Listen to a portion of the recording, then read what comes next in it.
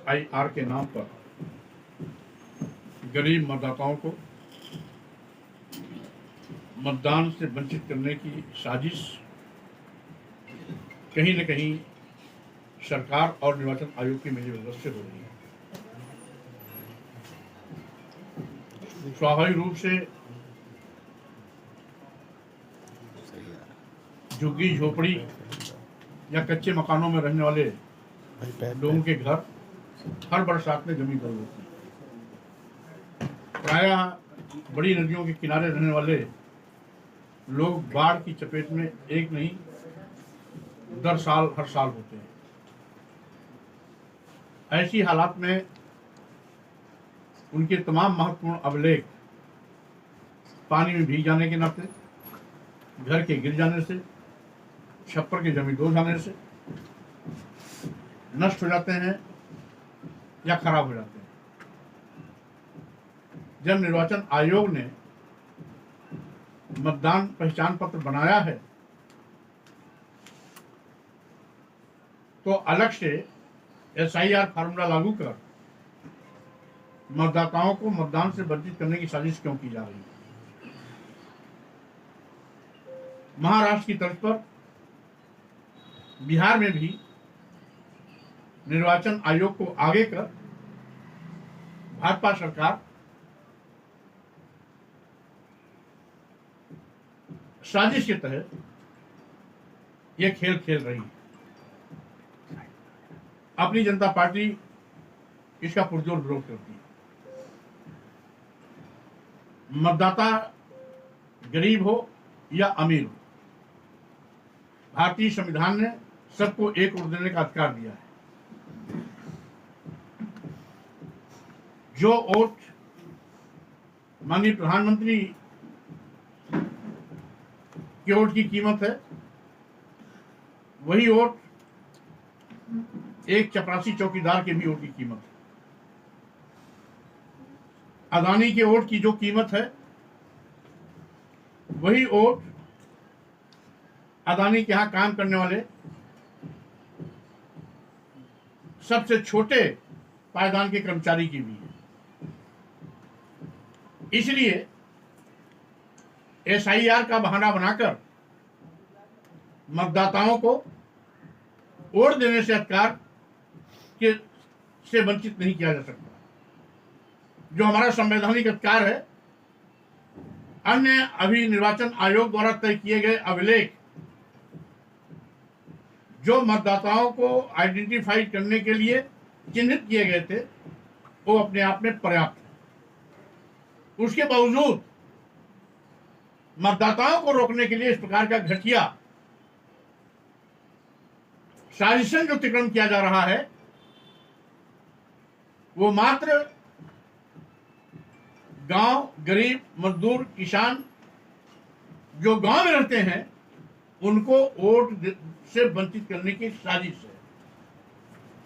अपनी जनता पार्टी इस कृत्य की घोर निंदा करती है और साथ ही साथ मांग भी करती है कि मतदाताओं को का निष्पक्ष मतदान हो। निर्वाचन आयोग इस बात को सुनिश्चित कराए। सरकार के प्रभाव में आकर के कोई ऐसा गेम न खेले जिससे कि निर्वाचन आयोग से लोगों का विश्वास हटे। निर्वाचन स्वाभाविक रूप से जिस तरीके से आज भाजपा सरकार में उनके नेतृत्व की डबल इंजन सरकारें जहां भी हैं जन विरोधी काम में लगे हुए हैं, गुंडाराज चरम पर है और साथ ही साथ संवैधानिक मर्यादाएं तार तार की जा रही हैं।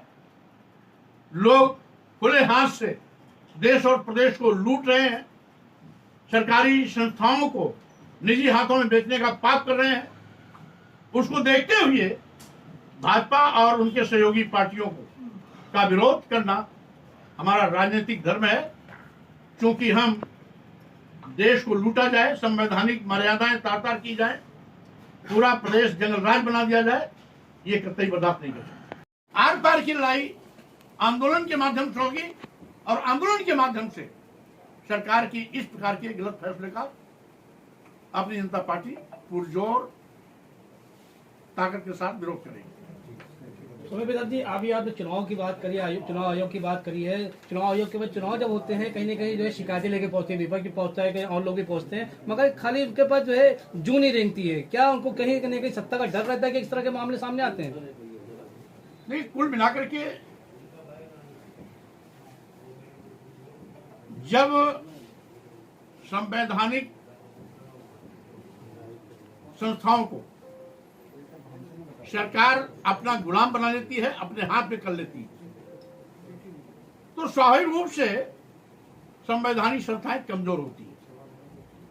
अगर निर्वाचन आयोग में विपक्ष का नेता और सर्वोच्च न्यायालय का मुख्य न्यायाधीश या उसके बिहाफ पर एक कोई न्यायाधीश और प्रधानमंत्री जी 3 आदमी तय करते, तो निर्वाचन आयोग कभी भी मनमाना नहीं करता।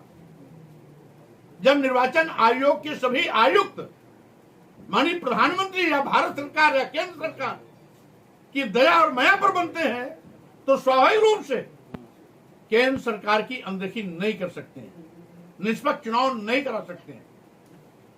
और जो माननीय सर्वोच्च न्यायालय ने पहले फार्मूला तय किया था कि माननीय प्रधानमंत्री इस तीन लोगों की सदस्य की टीम होगी, जिसमें माननीय प्रधानमंत्री होंगे, नेता विपक्ष लोकसभा होगा और साथ ही साथ सर्वोच्च न्यायालय के मुख्य न्यायाधीश होंगे। अगर ये फार्मूला होता तो स्वाभाविक रूप से निष्पक्षता बनी रहती और संवैधानिक पदों पर बैठे हुए हमारे निर्वाचन आयुक्त भी निष्पक्ष निर्भीक होकर के चुनाव संपादित कराते। लेकिन अगर प्रधानमंत्री और केंद्र सरकार की मेहरबानी पर ही निर्वाचन आयुक्त बनाए जाने हैं, तो निष्पक्ष चुनाव का कभी भी कल्पना नहीं किया जा सकता। बिहार में आप किसके साथ खड़े रहेंगे?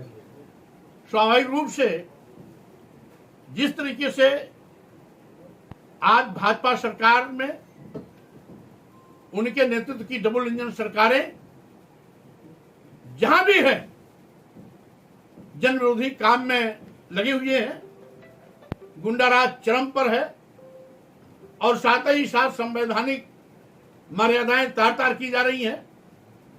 लोग खुले हाथ से देश और प्रदेश को लूट रहे हैं, सरकारी संस्थाओं को निजी हाथों में बेचने का पाप कर रहे हैं। उसको देखते हुए भाजपा और उनके सहयोगी पार्टियों को का विरोध करना हमारा राजनीतिक धर्म है। क्योंकि हम देश को लूटा जाए, संवैधानिक मर्यादाएं तार की जाए, पूरा प्रदेश जंगल राज बना दिया जाए, ये कतई बर्दाश्त नहीं कर सकते। सर, इलाहाबाद हाई कोर्ट द्वारा सरकार का फैसला स्कूल मर्जर का उसको वैध ठहराया जा चुका है, तो आगे अब इसमें आप लोग क्या करेंगे, क्या रणनीति? देखिए, जिन लोगों ने रिट दाखिल की वो सुप्रीम कोर्ट जा रहे हैं, एक चीज। दूसरी चीज, जाके पैर न फटी बवाई ऊक आ जाने पीर पड़ाई। मैं यहां ये भी कहना चाहता हूं, कॉलेजियम से बने जज स्वाभाविक रूप से इस प्रकार के निर्णय देते ही रहेंगे जब तक चयन में पारदर्शिता नहीं होती। स्वाभाविक रूप से अब जज साहब गांव के स्कूल में पढ़े होते तो गांव की स्कूल बंद होने की पीड़ा भी वो समझते। तो जब जो गांव के स्कूल में पढ़ा नहीं, वो गरीबों का दर्द कैसे समझेगा? इसलिए जिन लोगों ने याचिका दाखिल की वो माननीय सर्वोच्च न्यायालय का दरवाजा सड़ने जा रहे हैं। उन्हें यकीन है यहां नहीं तो वहां निर्णय उनके पक्ष में आएगा, न्याय उनको मिलेगा। ठीक है, धन्यवाद।